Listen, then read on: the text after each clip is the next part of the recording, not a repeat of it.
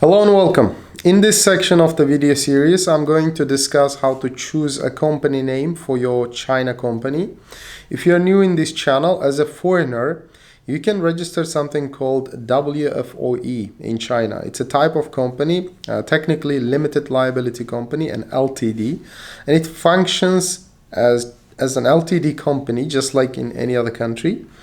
So for this type of company, you can choose a name according to a local policy. But before we go ahead, let me briefly give a little information on this WFOE.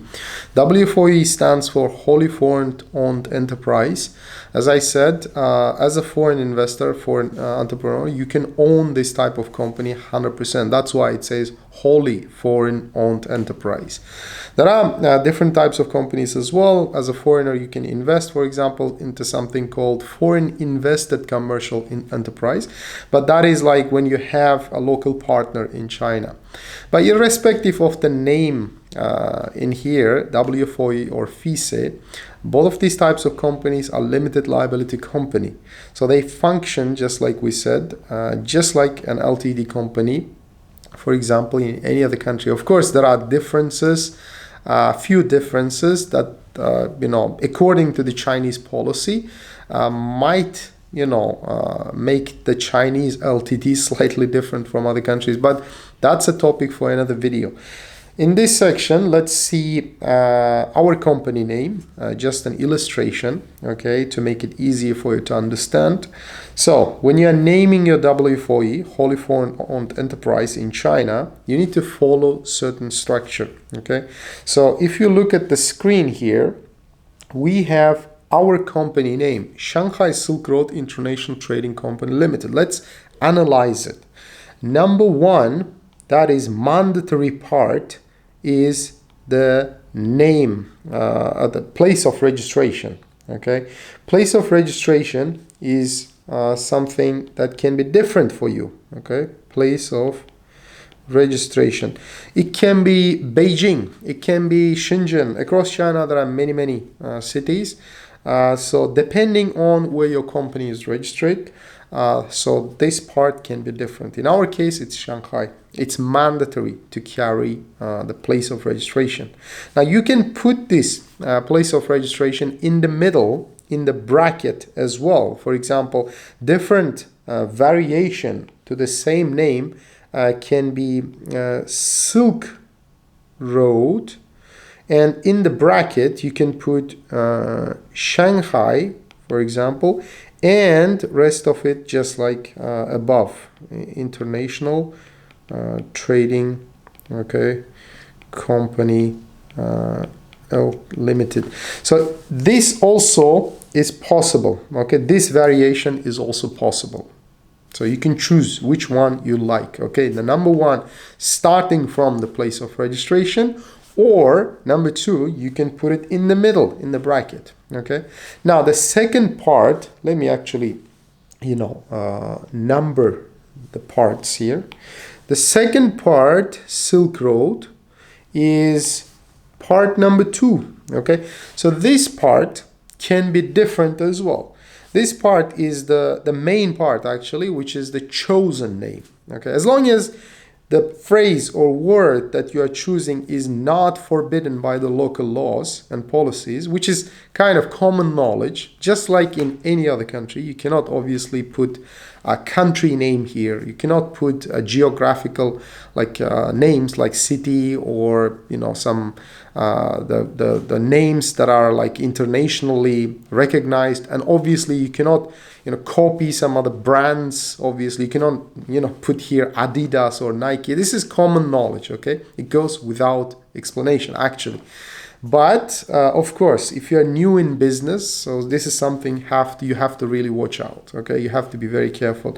Of course, when you're registering your Chinese company through us, we're going to give you the necessary guidance. Next, part 3, okay, international trading, okay. That part is number 3. So this is something, it has something to do with the company's business activities, okay. It can also be different. It can be a consulting company. It can be management company. It can be IT consultancy, or even it can be like restaurant, cafe management, or in case of sports, it can be sports consulting, or it can be gym, for example. Okay, so different company types, and not company types, but the business types that you're doing here. This part can be different. Okay, just for illustration purposes, again, imagine that our company name is consulting. Okay, our company was consulting. It would be Shanghai Silk Road Consulting Company Limited. Okay, and just to take this opportunity, I'd like to explain why our company is a trading company, although we are providing legal consultancy here. It is because in China, trading companies, they are the most flexible types of companies. So this is a practical advice. This is practical information for future investors in China. If you register your company as a consulting company cannot engage in trading. All right. But because we do a lot of trading as well in China, we decided to register our company as a trading company instead. Why? Because a trading company can do consulting as well. Okay, unlike consulting company. In consulting company, like I said, it cannot engage in trading, but trading company can do both. All right, so that is the reason why we decided to register our company as trading, so we can do both. All right, so this is something I recommend all the time to our clients as well. All right, so back to the topic. International trading can be different based on the type of business you're doing, okay, in the company name.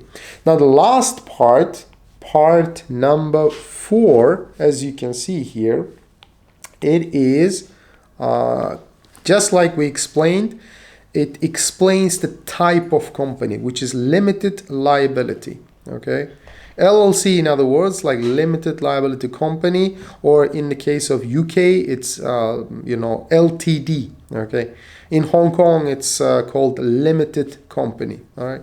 So in any case, this is something to do with limited liability. Okay, the legal structure of the company. Just like I mentioned in the beginning of the video, as a foreign investor, you can engage in different types of companies, obviously, depending on the situation, depending on your specific circumstance.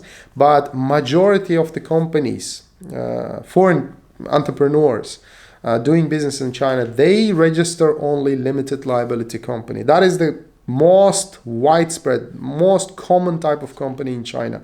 Of course, there are exceptions. Of course, there are different scenarios. So that's why we're not going to touch those exceptions, but we talk about the majority, okay, of the situations. So company limited liability company is the most commonly registered company. Okay. Now, let me quickly jot down here. So number 2 will be chosen. Okay, chosen name. And number 3 is business direction. Okay, you can actually go to our website and read an article that I wrote I think a few months ago, which explains all these parts of the company name in China. And last part is company type. Okay, company type. I know that different people, they prefer, there are different taste, of course, requirements. Some people like to learn through videos, some people like to read through. So all I'm saying is there is an article on our website as well. Feel free to check it out. And yeah, this is the English name, guys.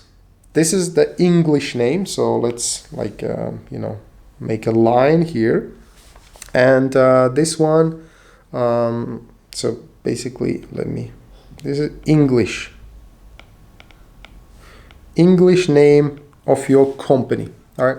Now, what about the Chinese name? This is also important to understand. For the Chinese name, you need to understand, in China, obviously, Chinese language is the dominant language. It is the state language, basically. Everything is done in Chinese. There's no government authority that runs their paperwork in English. There's no like single government authority. So therefore, companies registered in China, they have their Chinese name as the main name of the company. Okay, so your company's Chinese name is considered the main name. So this is something a bit complicated for foreign investors that do not have any Chinese, stuff, or they don't understand the Chinese language. So what they do is basically they can hire a translator for them, and or they can have staff who can speak Chinese and ask their assistance for this part. Or alternatively, obviously, if you're working with us, we're going to provide this service for you. We will assist you when you are choosing the Chinese part, the main name of your company. So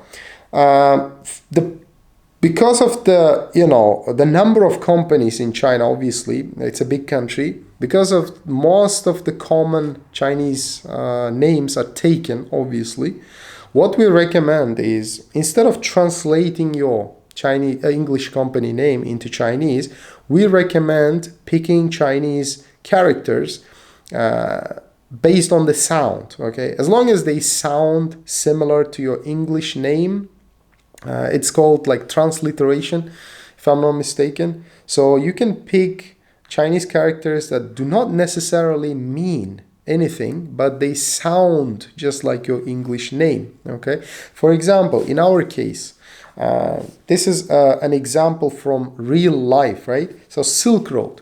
If you translate Silk Road into Chinese, it will be a commonly, famous name, commonly like known name. Okay, obviously Silk Road in Chinese is taken. We cannot just go ahead and register because, it's been years and years. I think the first Silk Road company was registered, and I think it's a government company.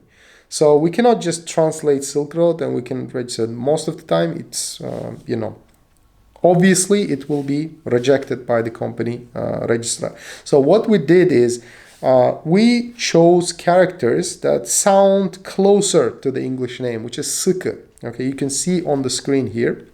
So Sike means, it doesn't mean anything actually. If you translate it in English, it doesn't mean anything. But in the sound, it's close enough to Silk Road. All right. So this is one example, and this is one tip that I can give you. So instead of translating your company name into Chinese, it's better to pick characters that do not mean anything, but they sound similar to the English name. All right, so that's the recommendation here. Chinese name. Chinese name is the main name, guys. Main name of the company. Because, like I said, everything is done in China, is in Chinese language. So obviously your company's records are kept in Chinese, like in government system, but your English name is going to appear in few places as well, including the bank that we are opening a bank account for your company. In the same bank, you can have your English name written in the bank system because it's important. And bank will obviously have that English name because you have, as a trading company or even consulting company, you might have international clients. So according to international standard, you need to have English name. Obviously, the bank will going to have that. Now, the second part is customs. If you're doing import and export in the customs system, you will have your English name. And one of the important places that you can have your English name, it's optional actually, it's not mandatory, is your company stamp. So in the company stamp, you can have both English and Chinese names of the company. So here we go. Just to summarize, okay, your English name is going to be the second name of the company, but it can be, like I said, it can be included in the company stamp, in the bank, in the customs office, and it contains 4 sections. One is place of registration, chosen name, and business direction, and type of company. So 4 sections mandatory in the English name. The Chinese name, like we said, it's better to pick something that doesn't mean anything, but can be, can sound similar to your English name. So in the second or the next chapter of the video series, we're going to discuss the required documents to register a company in China in 2024 and hopefully onwards, because right now policies are changing quite often. So if any changes, I'm going to announce the changes in this channel. So maybe this is the time where I can ask you to subscribe to the channel and hit that like button if you find this video helpful, and also turn on the notifications so you can you are informed as soon as those changes happen. Okay, you will be the first to get notified. And of course, like I mentioned in many other videos, please check our website as well, because on the website you can see there's a section, resources, and in that section we write weekly, sometimes 2-3 times a week, useful articles to do business in China. So I really recommend our viewers on YouTube check out the website, read through the articles. There are frequently asked questions sections as well. Maybe some of these frequently asked questions can be useful in your case. Okay, please do check the website. Of course, if you cannot find any answer to your question, you are free to email us, and in the written form I will be glad to reply to your questions as much as possible. And however you would like to talk to me in person, you are welcome to book a call. Okay, there is a link below in the description of the video. You can book a call with me, and through the call I can answer to your specific questions according to your specific situation. And that's it for today. So looking forward to seeing you in Shanghai, in China, doing business, and I'll see you in the next one. Thank you.